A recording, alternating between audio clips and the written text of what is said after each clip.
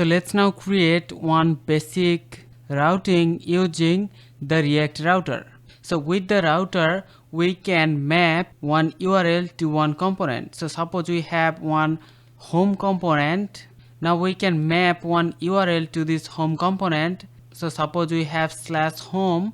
So we can map this URL to our home component.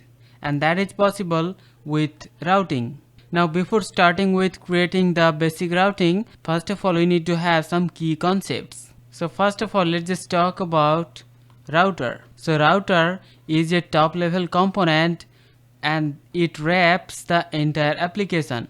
So it has two different types.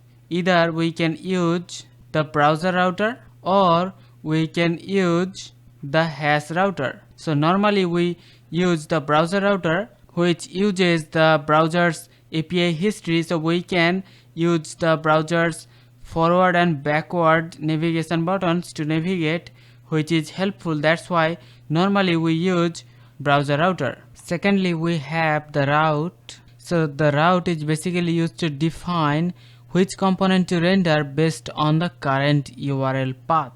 So the route has the path attribute. So here we can specify the path, and then it has the element attribute. So here we pass the element. So basically we are saying that for this path render this element. And also we have the link. So this is similar to the HTML anchor tag. So the link enables navigation between routes without refreshing the page. So we can define one link and it has the to attribute.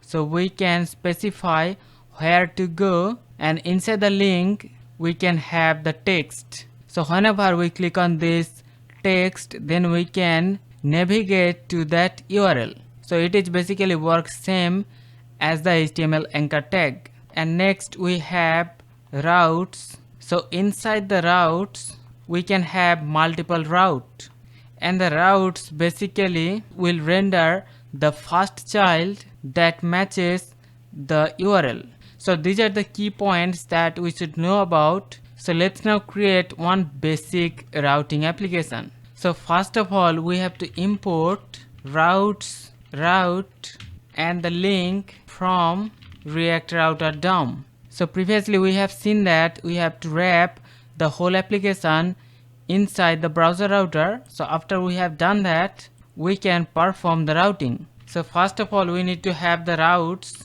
and inside the routes we can have multiple routes. So let's now define the route. So the route has the path property. So for the root path, so we're going to render the home element. Similarly also we can have another child. So for /about URL, we're going to render the about element. So we have to import the home or about element. So for now, let's now define them right here. So function home.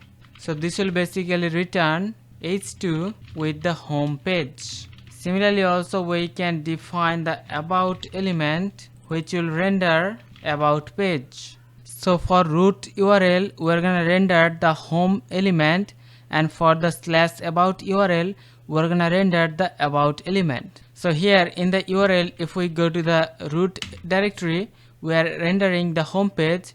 Now if we go to /about, so you can see we have the about page. And this way also we can define one default route. So with the star, we can define one default route. So whenever no other route matches the URL, then this route will be executed. So here we're gonna render the element not found. So let's now define the element not found. So this will basically render not found. So if we go to the root directory, we have the home page.